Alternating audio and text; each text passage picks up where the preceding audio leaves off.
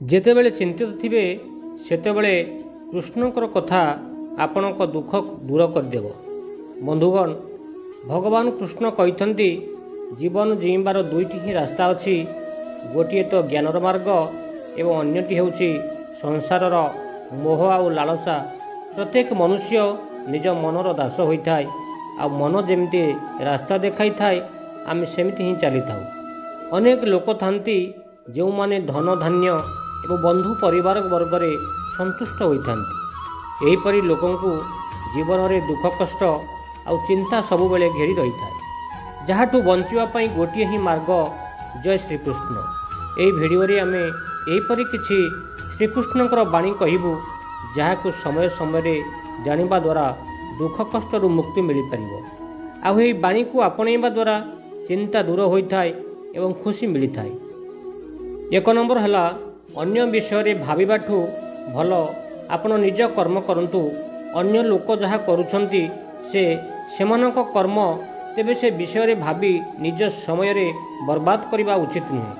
ତେବେ ବନ୍ଧୁଗଣ, ନିଜ କର୍ମ କରିବା ଆପଣଙ୍କ ପାଇଁ ଶ୍ରେୟସ୍କର ହେବ, ତେଣୁ ସବୁବେଳେ ନିଜ କର୍ମ କରନ୍ତୁ। 2 ନମ୍ବର, ନରକର 3ଟି ରାସ୍ତା, ଲାଳସା, କ୍ରୋଧ ଏବଂ କାମନା। ଭଗବାନ କୃଷ୍ଣ କହିଛନ୍ତି ମନୁଷ୍ୟ ପାଖରେ ଯଦି ଏହି 3ଟି ଗୁଣ ରହିଛି ତେବେ ସେହି ଲୋକ ନରକକୁ ଯାଇଥାଏ। ତେବେ ବନ୍ଧୁଗଣ, ଏହି 3ଟି ଜିନିଷ ଦୂରେଇ ରୁହନ୍ତୁ।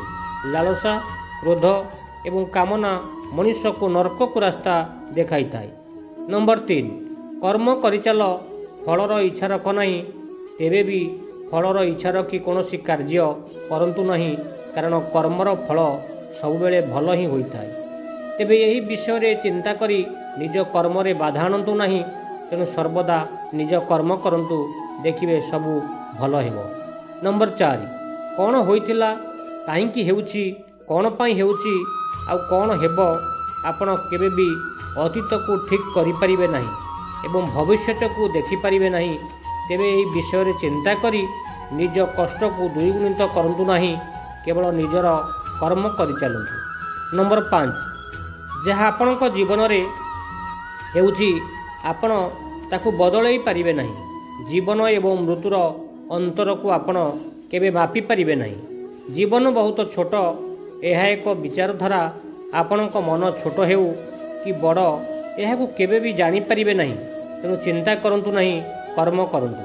ନମ୍ବର 6, ଏହି ଶରୀର ଆପଣଙ୍କର ନୁହେଁ ନା ହିଁ ଆପଣ ଏହି ଶରୀର ପଞ୍ଚତତ୍ଵର ଅଟେ ଏବଂ ଏହା ମଧ୍ୟରେ ହିଁ ଲୀନ ହୋଇଯିବ। ଆତ୍ମା ଆପଣଙ୍କର କ'ଣ, ଆପଣ କେବେ ଏହା ବିଷୟରେ ଭାବିଛନ୍ତି? ନମ୍ବର 7, ଡର ନାହିଁ କି କ'ଣ ହୋଇଥିଲା, କ'ଣ ହେଉଛି ଆଉ କ'ଣ ହେବ, ଏହା ବ୍ୟତୀତ ଆପଣ ଧ୍ୟାନ ଦିଅନ୍ତୁ ସତ୍ୟ କ'ଣ। ନମ୍ବର 8, ମନୁଷ୍ୟ ନିଜ ବିଶ୍ୱାସ ସହ ତିଆରି ହୋଇଥାଏ। ତେବେ ଯଦି ବିଶ୍ୱାସ ରଖିବେ ତେବେ ସବୁକିଛି କରିପାରିବେ। ଯଦି ବିଶ୍ୱାସ କରିବେ ନାହିଁ ତେବେ କିଛି କରିପାରିବେ ନାହିଁ। ନମ୍ବର 9, କ୍ରୋଧ ସବୁ ସମସ୍ୟାର କାରଣ ଏବଂ ମନ ସବୁବେଳେ ଈର୍ଷା ଏବଂ ଚିନ୍ତାରେ ଭାରି ରହିଥାଏ। ଏହା ସବୁବେଳେ ଆପଣଙ୍କ ମନରେ ପ୍ରଭାବ ପକାଇଥାଏ। ତେବେ ନିଜ ରାଗକୁ ଆୟତ୍ତରେ ରଖନ୍ତୁ। ନମ୍ବର 10, ଆପଣ ନିଜର କଥା ଶୁଣନ୍ତୁ, ତାହା କରନ୍ତୁ ଯାହା ଆପଣଙ୍କ ମନ ଆପଣଙ୍କୁ କରିବାକୁ କହୁଛି। ସଦାସର୍ବଦା ନିଜ କାମ ପ୍ରତି ସଚ୍ଚୋଟ ରୁହନ୍ତୁ, ଦେଖିବେ ସବୁକିଛି ଭଲ ହେବ। ନମ୍ବର 11, ଏ ଦୁନିଆ ଆପଣଙ୍କର ନୁହେଁ ଆଉ ନା ହିଁ ଆପଣ ଏହି ଦୁନିଆର। ତେବେ କାହିଁକି ନିଜ ଖୁସି ଅନ୍ୟଙ୍କ ଭିତରେ ଖୋଜୁଛ?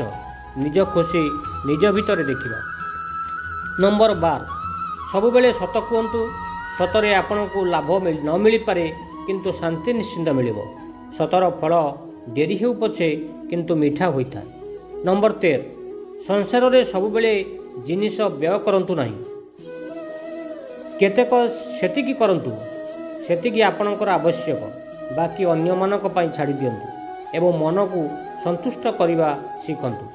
ନମ୍ବର 14, ଖୁସିରେ ବଞ୍ଚିବାକୁ ଚାହୁଁଛନ୍ତି ତେବେ ନିଜ ଇଚ୍ଛାକୁ ତ୍ୟାଗ କରିଦିଅନ୍ତୁ, ଦେଖିବେ ସବୁକିଛି ଠିକ୍ ହୋଇଯିବ। ଆଜିର ଏହି ଭିଡ଼ିଓଟି କେମିତି ଲାଗିଲା ମତାମତ ଦେବେ। ଯଦି ଆପଣ ଭଲ ଲାଗୁଛି ତାହେଲେ ଲାଇକ୍, ସେୟାର, କମେଣ୍ଟ କରିବାକୁ ଭୁଲିବେନି। ଚ୍ୟାନେଲ ଯଦି ସବସ୍କ୍ରାଇବ୍ କରିନାହାନ୍ତି ତାହେଲେ ସବସ୍କ୍ରାଇବ୍ କରିଦିଅନ୍ତୁ। ଜୟ ଜଗନ୍ନାଥ, ଜୟ ଶ୍ରୀକୃଷ୍ଣ।